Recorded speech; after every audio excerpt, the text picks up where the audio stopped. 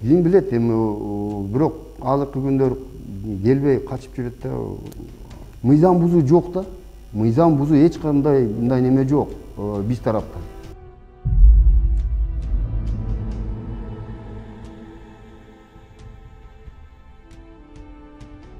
Бисмиллахир-рахманир-рахим. Алла Таалага чексиз мактуулар болсун. Жана акыркы пайгамбарыбыз Мухаммад Мустафа саллаллаху алейхи ва салламга Алланын саламы жана салаваттары болсун. Ассаламу алейкум урматтуу мусулман бир туугандар. Азыр сиздерге Сариевдин бүгүнкү берген интервьюсун силерге тартуулайбыз. Ал интервьюда колдон келишинче өзүн актаганга аракет кылган. А бирок кыргызда жакшы бир сөз бар. Эл тараза, эл сынчы деген. Андай эмесе өзүңөр сөздөрүн угуп, өзүңөр баа бериңиздер. Салам алейкум. Кандайсыз?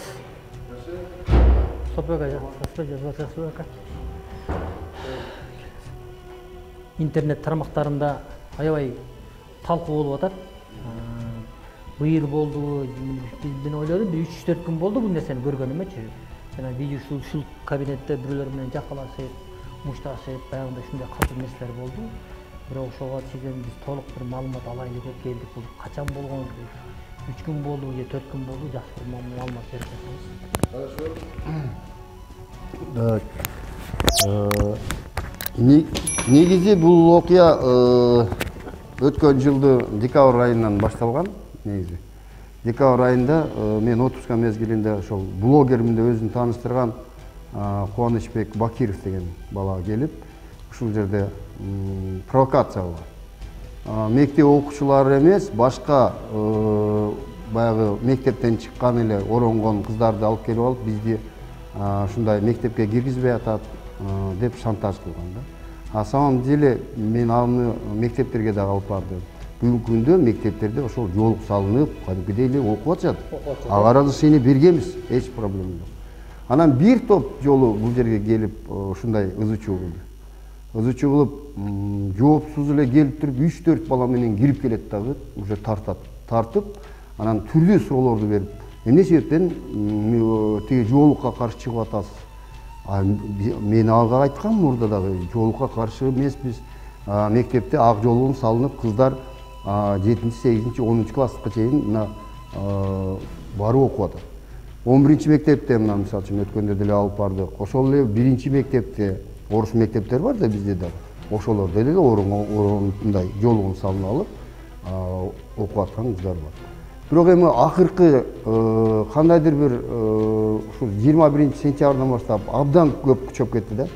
Бул окуя болгону ушул жерге кабинетке кирип алып 3 бала менен, 3 өзбек бала менен келип тарткан. Бул качанкы болгон окуя болду? Бул былтыр апрель айында болгон. Былтыр апрель айында болгон окуяны булар монтаждап түрү салып атышат да. Таптап. Да, азыр мына ушул күнгө болуп атат депчи. Анан самом деле андай болгон жок да, булар максаты эмне экенин билбейм. Деген кезде ошондой провокация кылып, анан исламга жамынып алып, ошондой кылып атышат. На самом деле исламга жамынып, булар мен азыр түшүнгөндө бул кайсыл жактан акча каражатын алып атат. Ошол мезгилде мисалы үчүн таластан звонок болсо, бир түндө таласка барып калып, ушундай неме болуп атат. Өткөндө Кара Сууга барды, эч киргизбей мектепке. Бизде азыр өкмөттүн буйругу чыккан.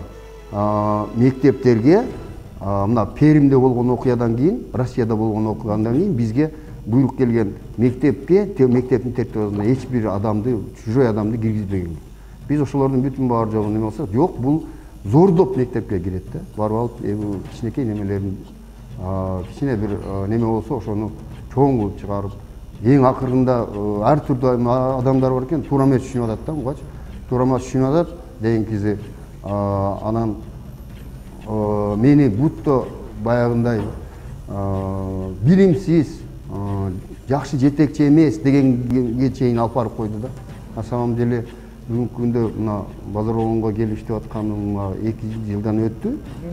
Кудай буйрса бардык нерселер жакшы биздин райондо. Жанагы суицид, койчу деген кылмыштуулук бүтүн баары жок, почти жок койсе. Азыр ушул көп адамдарда интернет тарамактарында ушундай талкуу болуп атат да, бул киши баягындай билимсиз, эгер билимдүү болгондо мындай кылбайт эле, бул каяктан келип эле отура калдыбы деп буга чейин кандай тармактарды иштеп өттүңүз? Дейинкиси эми мен ушу жаш кезимден эле райком комсомолдо Сузактан райком комсомолдон баштап иштегем. Областтык администрацияда иштедим. Област жетекчи болдум. Таза суу программасынын Жалал Ата областында 7 жыл иштедим. Андан кийин международный организацияларда иштедим. Сузакта район болуп иштедим. Базаронго келгенине 2 жылдан 2,5 жыл болду. Бул тармакта мына 2,5 жылдын ичинде мисалы иштедим, баягы жасаган иштерим боюнча айта кете турган болсок, мен келгенде 36 садик болсо, бүгүнкү күндө мына садиктердин саны 45-ке жетти. Окуучулар 35 миң болчу, бүгүнкү күндө 39 миң окуучу окуп атат. Ошол эле мезгилде мына районунун өзүңүздөр да көрсөңүздөр болот, районунун ичинде толук ремонт иштерин жүргүздүк. Ар бир баягы адистердин бүтүн баарын компьютер менен обеспечить Дейинкиси ишибиз аябай жакшы. Сырттан, например, бүтүн баары жогун жакшынакай кылып, ошол мектептерге билим сапатын жогорулатуу боюнча абдан жакшы иштеп. Бирок азыркы райондар боюнча жанагындай жолукка тыюу салуу деген нерсе жок. Жок, андай жок. Бул эми мындай кылып атат да, бул киши жолукка тыюу салып мектепке киргизбей атыптыр. Жок, кантип киргизбейбиз? Киргизип эле окуп атпайбы? Эгерде неме кылсаңыздар, чогуу деле чыгып келебиз азыр мисалы үчүн. Ошол мектепте де жакшынакай эле ак жолун салынып, жакшынакай окуп аткан окуучулар бар. Эми бул максаты башка болот, эми чамамда мен ойлоп калдым, азыр мунун значит максаты бир заказ эле болуп атканда, сиздин местоңузга кызыктар болуп аткандыр. Эми болуп аткан деп менин оюм үчүнө отур. Ким билет, эми бирок азыркы күндөр келбей качып жүрөт да. Буга чейин деле прокуратура менен бирге баягы прокуратурага жазды, алдар текшерди. Мыйзам бузуу жок да. Мыйзам бузуу эч кандай мындай неме жок биз тараптан. Өзү келип мыйзам бузуп, ана моралдык ущерб келтирип атат. Мына бүгүнкү күндө баягы кан басым көбөйүп кетет, кээде ошо утуруу ишке тоскоол болуп атат түздөн түз. Анан муну туура түшүнүш керек негизи.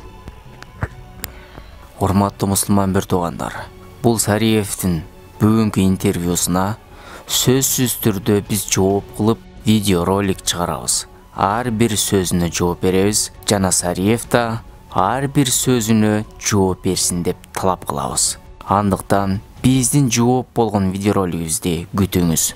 Ассаламу алейкум рахматуллах ва баракатух.